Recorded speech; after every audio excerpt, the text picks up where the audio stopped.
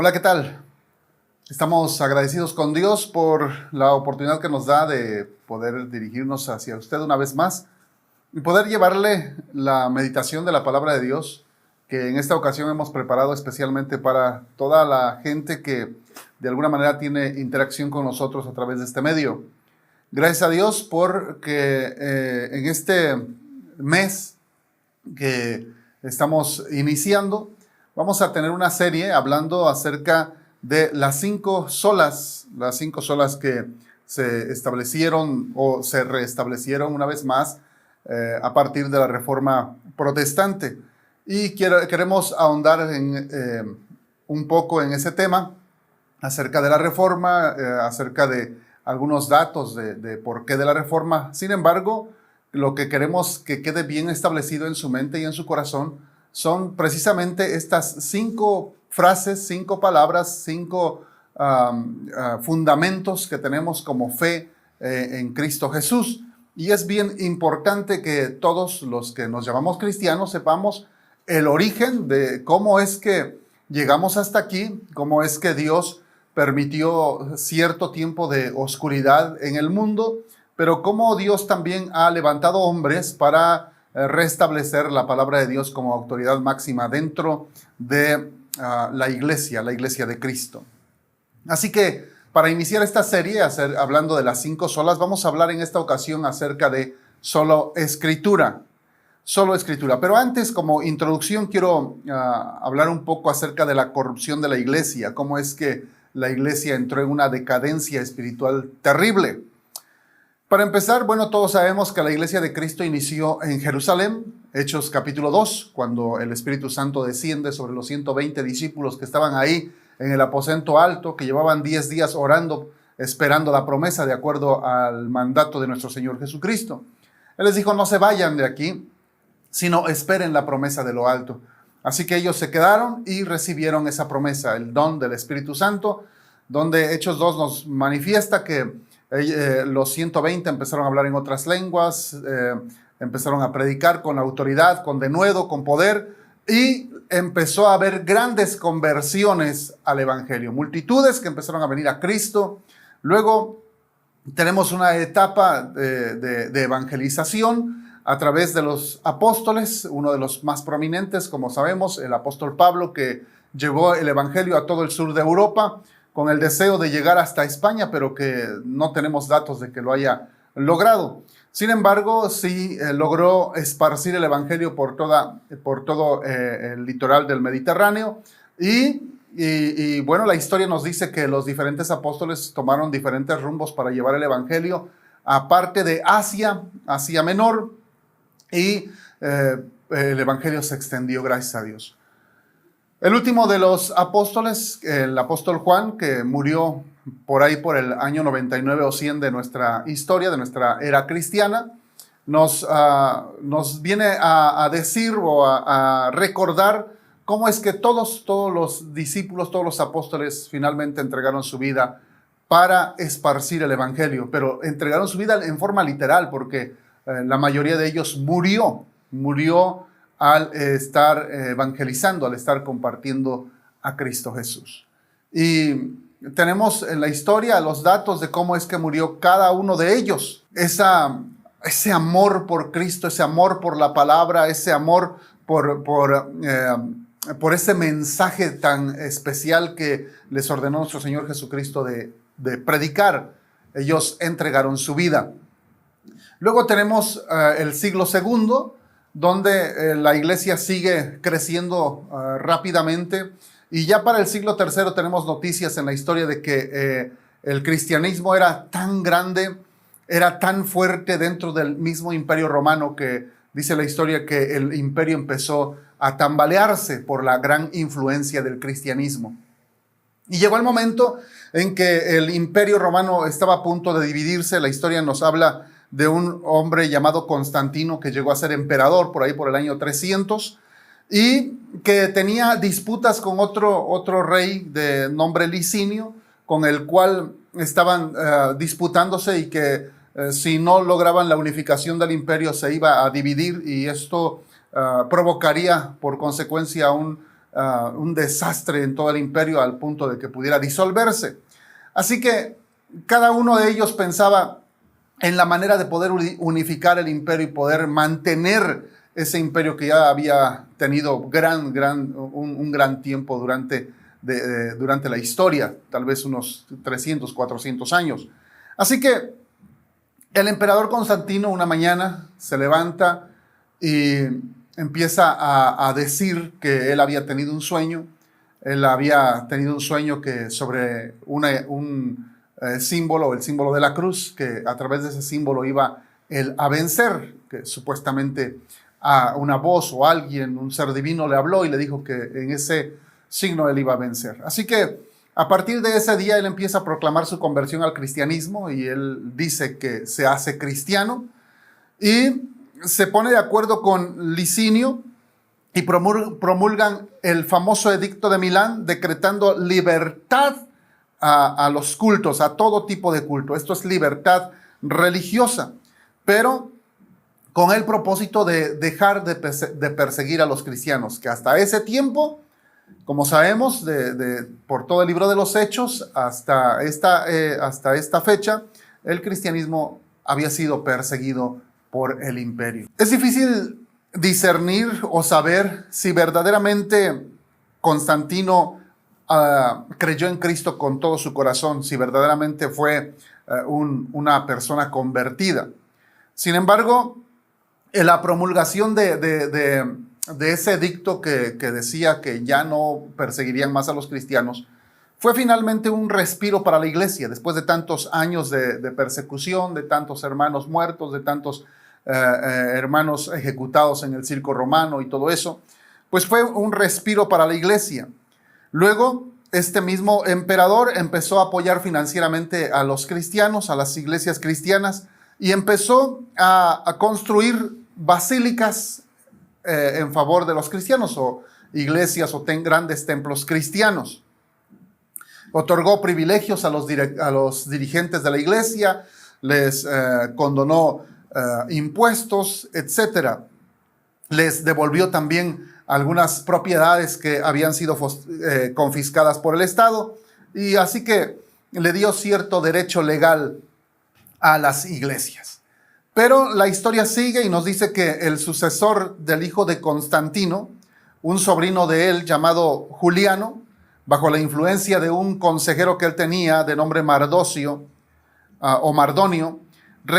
este joven renunció al cristianismo y adoptó una forma neoplatónica y mística del paganismo, lo que otra vez nuevamente llegó a conmocionar a la iglesia cristiana. Pero de lo importante que empezó a hacer este hombre, sobrino del emperador Constantino, que llegó también a ser emperador, este hombre Juliano, lo que empezó a hacer en ese tiempo, por esa influencia pagana que él tenía, es que empezó a reabrir los templos paganos, es decir, los templos donde se adoraba a los diferentes dioses paganos, y los empezó a modificar para que se parecieran más a las costumbres cristianas. Y ahí, en esa mezcolanza del paganismo y el cristianismo, es como nace la famosa iglesia romana de nuestros días. Ese emperador fue el que empezó nuevamente a introducir a la iglesia la idolatría, ahora ya con diferentes nombres, ahora con nombres de santos o de famosos cristianos que habían servido a Dios de una manera muy especial. Ahora empezó una vez más a meter la idolatría y a intercambiar nombres de dioses paganos con santos cristianos. A partir de ese momento, la iglesia tuvo un decaimiento espiritual por consecuencia. Es que no puede estar junto la iglesia de Cristo con el paganismo, definitivamente no. Y el que de parte del rey o de parte del emperador se estuvieran haciendo estas cosas, tal vez para muchos cristianos que no estaban bien fundamentados, para ellos fue tal vez como sencillamente seguir viviendo la vida, pero para el verdadero cristianismo era un decaimiento espiritual muy, muy intenso, muy fuerte. Así que ahí empezó a decaer espiritualmente la iglesia. La iglesia pasó a ser de una iglesia perseguida a una iglesia reconocida y oficializada, y aún más pasó a ser una iglesia respetada por el mismo imperio. La unión del Estado y la iglesia empezó a corromper el corazón de los cristianos o de los dirigentes de la iglesia en esos días, de tal manera que empezaron ya a tener celo por conseguir altos puestos dentro de la organización cristiana de esos días, ya no por un hambre o un deseo de servir a Dios, sino más bien por posición, por dinero, por fama, etcétera, etcétera. La iglesia cayó en corrupciones y vicios durante un espacio aproximado de 1100, 1200 años, donde la paganización prosperó, llevando como consecuencia a la degradación del cristianismo. En ese tiempo de 1200 años, conocido también como la Edad Media, fue un tiempo donde la iglesia volvió a adoptar oficialmente la idolatría. Los puestos más elevados dentro de la iglesia o del clero se obtenían por grandes cantidades de dinero, y lo peor es que al pueblo común se le prohibió leer la Biblia, algo que fue abolido o quitado hasta 1960. Muchísimo tiempo, tal vez cerca de 1500 años, donde la iglesia prohibió a la gente común leer la Biblia. Todo con el pretexto de que la gente no podía entender la Biblia y que si la leía por sí mismo podía volverse loco. Así que se le dejó se autorizó leer la Biblia solamente al alto clero, a los que tenían las más altas posiciones dentro de la iglesia y al mismo Papa. Es aquí donde entran los reformadores para el año 1500, grandes reformadores como Martín Lutero y Juan Calvino, quienes empezaron a proclamar nuevamente que la Biblia es la autoridad o debe ser la autoridad máxima de la iglesia para resolver todo tipo de controversia doctrinal o asunto de vida. De ahí es donde surge este famoso lema de solo escritura. Martín Lutero, al ser cuestionado a retractarse de sus escritos, respondió con estas famosas palabras: si no me convencen mediante el testimonio de la escritura y claros argumentos de la razón, porque no le creo ni al Papa ni a los concilios, ya que está demostrado que a menudo han errado contradiciéndose a sí mismos. Por los textos de la Sagrada Escritura que he citado, estoy sometido a mi conciencia y ligado a la palabra de Dios. Por eso no puedo ni quiero retractarme de nada, porque hacer algo en contra de la conciencia no es seguro ni saludable. Dios me ayude. Amén. En ese momento Lutero estaba declarando de la manera más clara posible que la palabra de Dios está por encima de toda opinión y autoridad humana. Eso es lo que significa el principio de sola escritura. Ahora, para ahondar en el significado de sola escritura, déjeme compartirle algunos puntos importantes. Número 1, solo escritura implica creer que la Biblia es inspirada por Dios en su totalidad. Esto es bien importante, porque para nuestros días el ateísmo y otras filosofías más que están en contra de la palabra de Dios han tratado de desacreditar la Escritura, diciendo que la Escritura o es una conjugación o un conjunto de mitos, o diciendo que la Escritura es confiable en un 70, 80 o algunos hasta un 90%, y dejan cierto porcentaje diciendo que ese porcentaje no es confiable en la Sagrada Escritura.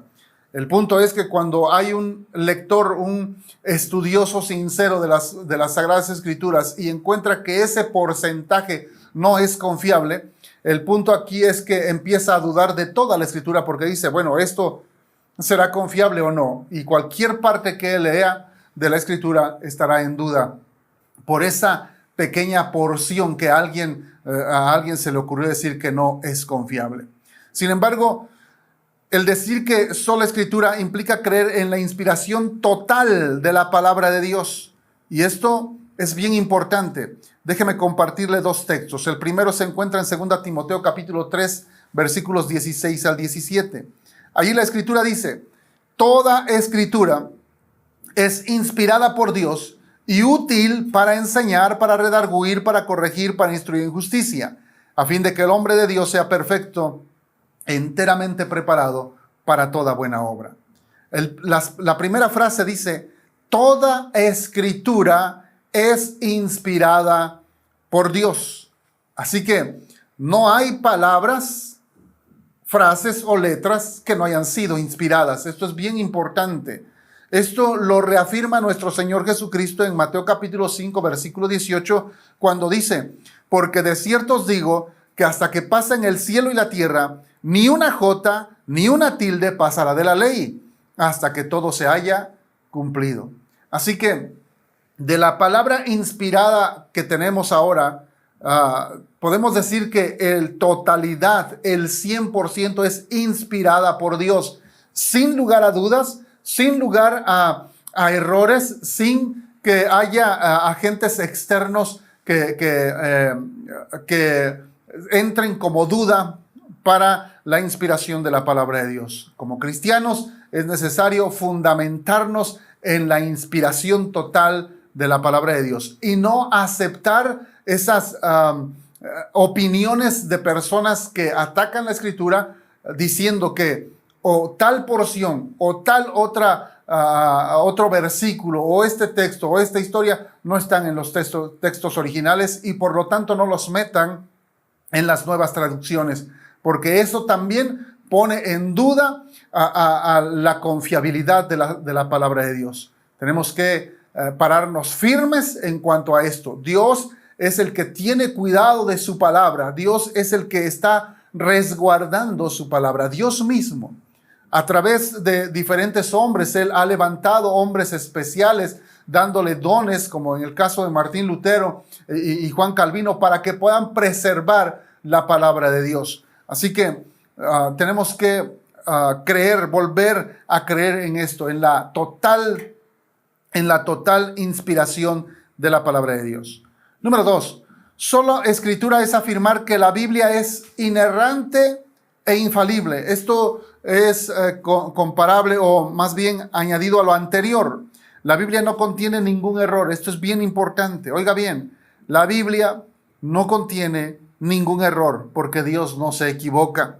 Es completamente veraz y absolutamente confiable. Dios honrará cada una de sus promesas, cumplirá cada una de sus profecías, llevará a cabo cada uno de sus juicios y ejecutará cada una de sus advertencias. Los concilios y los papas se han equivocado cada vez que se organizan y realizan un concilio.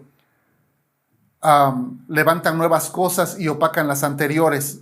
Son muy cambiables, muy volubles. Se han equivocado vez tras vez. Sin embargo, la Biblia, déjeme decirle una vez más, la Biblia es la palabra de Dios y Dios no se equivoca. Él no miente, ni se puede equivocar. El Salmo 19:7 dice: la ley de Jehová es perfecta, que convierte el alma.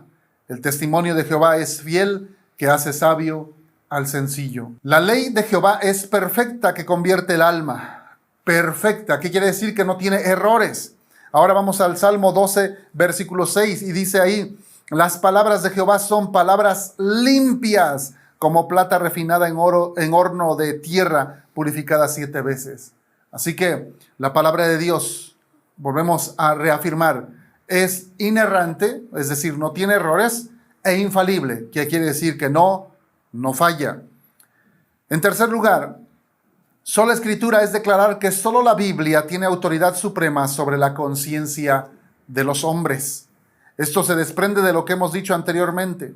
Si solo la Biblia es inspirada por Dios y si solo la Biblia es infalible e inerrante, entonces no puede existir ninguna persona o institución, oiga bien, no puede existir ninguna persona o institución que tenga sobre nosotros más autoridad que las Sagradas Escrituras. Precisamente en la Edad Media, en ese espacio de tiempo que es conocido como la Edad Media, pero también como hasta nuestros días, la Iglesia romana ha exaltado la tradición, los concilios y hasta lo que diga el mismísimo Papa para reducir la autoridad de la Biblia. Es decir, no toman en cuenta a la Biblia como autoridad máxima. Para ellos es mucho más importante lo que digan sus concilios, lo que diga el Papa o lo que diga la tradición de los hombres. Por eso la Iglesia romana es conocida como la Iglesia tradicional, porque se adapta a las tradiciones de cada región y de cada sociedad. Sin embargo, la palabra de Dios es lineal, es inquebrantable, la palabra de Dios no cambia. Así que, una vez más decimos, la palabra de Dios es la única que tiene autoridad suprema sobre la conciencia de los hombres. Desgraciadamente, no solo en la Iglesia Católica, también hay muchas iglesias de las llamadas evangélicas, protestantes o con algún otro nombre de pseudocristianas que profesan o proclaman ser cristianas y que en realidad no lo son.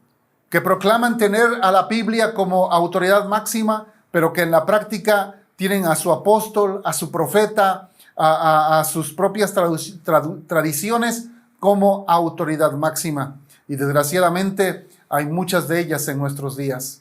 Dicen ser cristianos, pero tienen muy lejos a la palabra de Dios. Tienen más como fundamento doctrinal libros de filosofía, libros de autoayuda, libros de motivación personal, etcétera, etcétera, más que la palabra de Dios. Por lo tanto, aún esas iglesias han decaído y han puesto a un lado la autoridad de la palabra de Dios.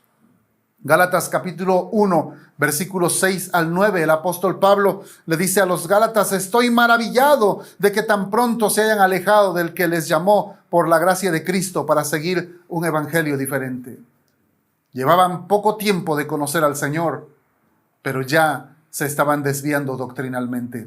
Más adelante el mismo apóstol Pablo les está escribiendo a los Gálatas y les dice: no que haya otro, porque no hay otro evangelio, sino que hay algunos que os perturban y quieren pervertir el evangelio de Dios, metiéndole cosas extrañas como autoayuda, como la autoridad de los falsos profetas o falsos apóstoles, etc.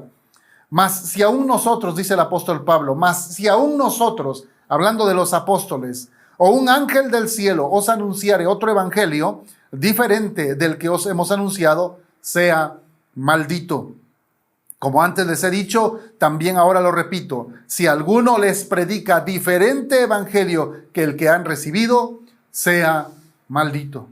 Así que es necesario que la iglesia vuelva a los primeros rudimentos, a las doctrinas básicas y centrales, a la autoridad máxima de la palabra de Dios, y dejemos de coquetear con las doctrinas del nuevo mundo, con las doctrinas de las mal llamadas o de lo mal llamado modernismo, que están abrazando doctrinas extrañas contrarias a la palabra de Dios.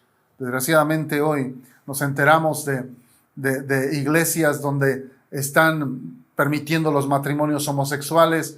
Desgraciadamente encontramos a pastores que tienen desviación, alguna desviación sexual, y están allí liderando las iglesias, o sencillamente que predican cualquier otra cosa menos la palabra de Dios.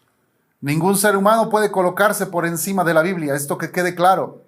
Ni siquiera los apóstoles, porque ningún ser humano tiene más autoridad que la palabra de Dios. Isaías capítulo 8, versículo 20 dice: a la ley y al testimonio, si no dijeren conforme a esto, o sea, si alguien predica con un evangelio diferente a lo que enseña la palabra de Dios, dice, es que a este no le ha amanecido. ¿Qué quiere decir? Que no tiene la luz de Cristo, que no es hijo de Dios. En tercer lugar, sola escritura es declarar la claridad intrínseca de la palabra de Dios. ¿Qué quiere decir esto? Quiere decir que la palabra de Dios es tan clara que la puede entender cualquier persona, no importando su grado de escolaridad, no importando si es letrado o es ignorante, no importando si terminó un doctorado o apenas sabe leer. Esto va en contraposición a la enseñanza de la Iglesia Católica Romana, de que solo el Papa y los líderes de la Iglesia podían interpretar la Biblia correctamente. Dios inspiró su palabra para que todos los creyentes pudieran leerla, no importando su nivel académico. El Salmo 19:8 dice: los mandamientos de Jehová son rectos que alegran el corazón. El precepto de Jehová es puro que alumbra los ojos. Es decir, la palabra de Dios misma aclara nuestra vista, nuestra mirada. El Salmo 119:130 dice: la exposición de tus palabras alumbra, hace entender a los simples. Refiriéndose a esto, Martín Lutero decía que en el mundo entero nunca se ha escrito un libro más claro que la Biblia. Y en otro lugar, el mismo Lutero escribió que la Escritura tiene el propósito de alcanzar a todo tipo de persona. Eso no elimina la verdad de que en la Escritura hay cosas que son difíciles de entender o de interpretar.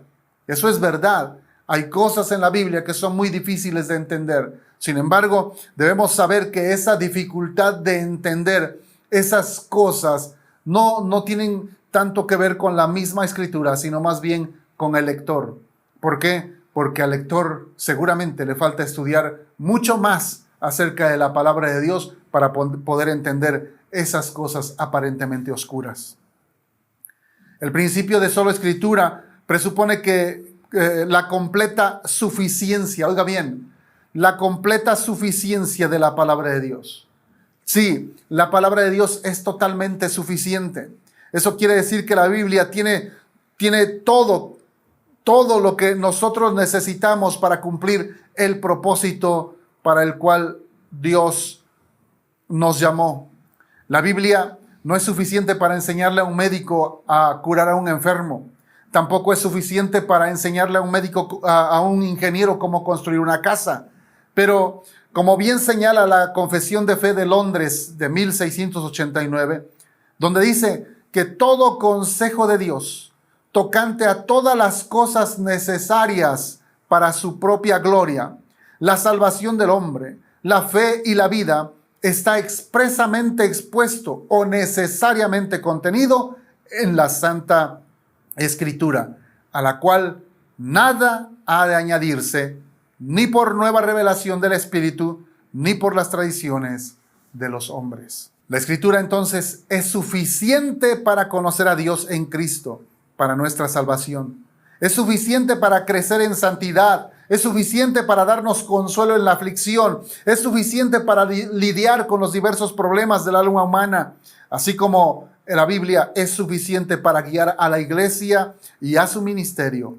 Eso es lo que Pablo le dice a Timoteo en la segunda carta a Timoteo capítulo 3 versículo 16, cuando dice: toda escritura es inspirada por Dios y útil para enseñar, para redarguir, para corregir, para instruir en justicia, a fin de que el hombre de Dios sea perfecto, enteramente preparado para toda buena obra. Así que la palabra de Dios es suficiente para exhortarnos, alentarnos, instruirnos, corregirnos, pero también para capacitarnos para el ministerio. No había ninguna cosa entonces que Timoteo necesitara para alcanzar la madurez espiritual que no estuviera en las Sagradas Escrituras. Pero el principio de sola escritura también es reconocer que solo la palabra de Dios es usada con poder por el Espíritu Santo para llevarnos a Cristo y transformarnos a su imagen.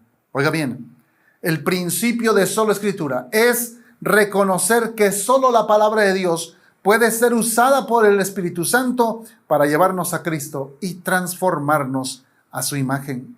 No hay ningún otro libro en el mundo que tenga el poder transformador de la Biblia.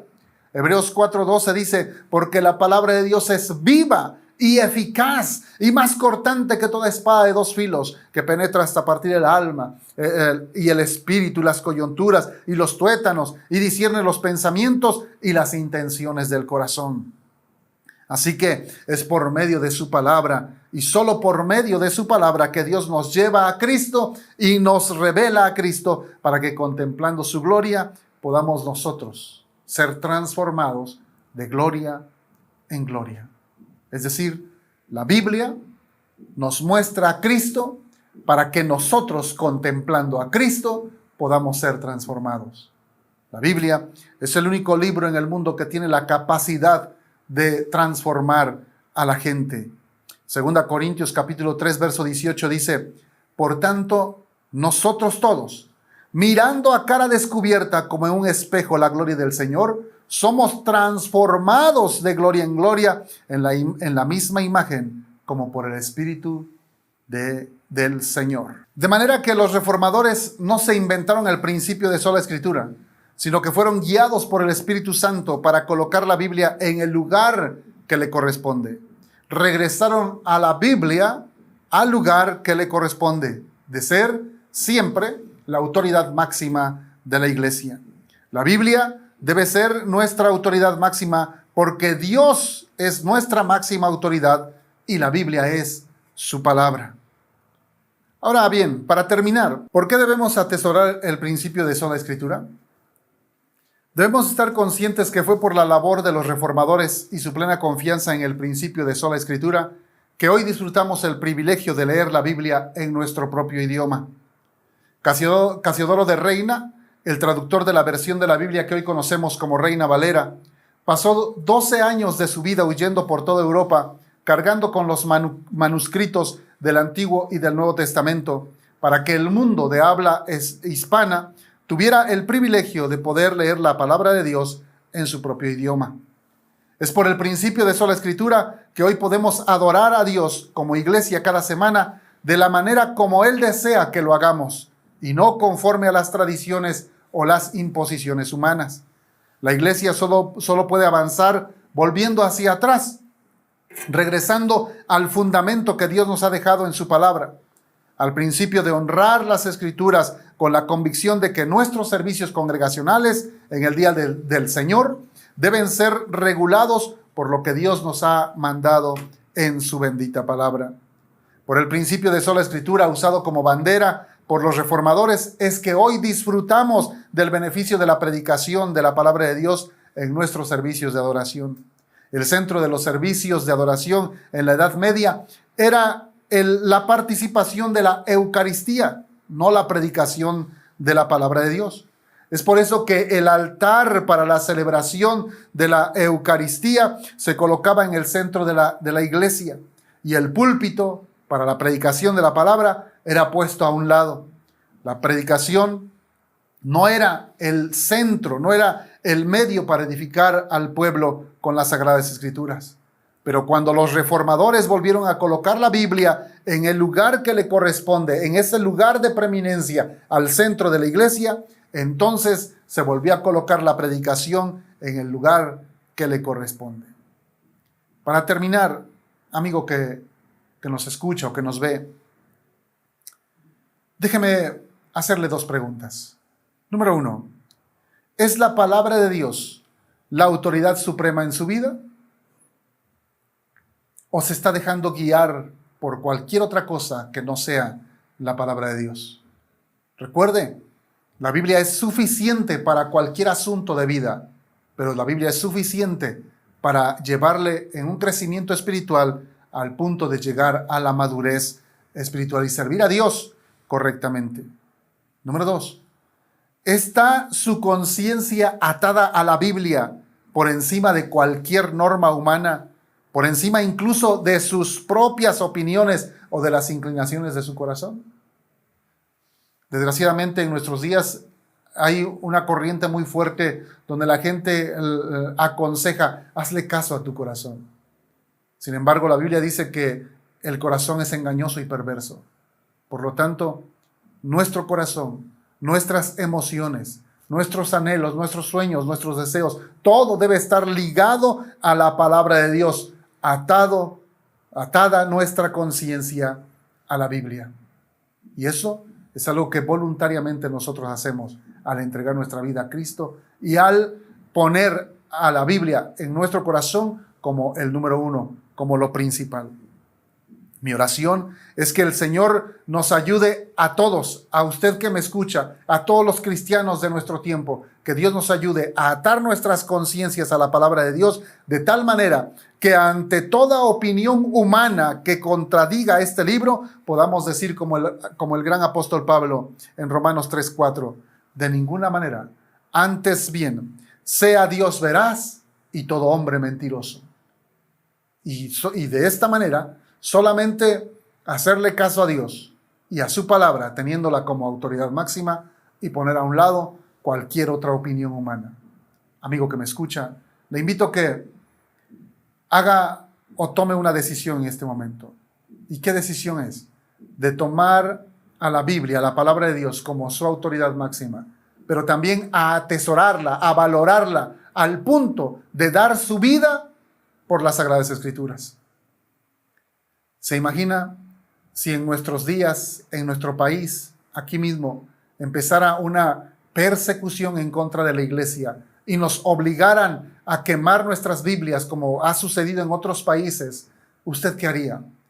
¿Usted con toda libertad de conciencia entregaría su Biblia para ser quemada o daría su vida por la palabra de Dios? Le invito a que tome la mejor decisión y en su corazón reine la palabra de Dios como autoridad máxima. Dios le bendiga.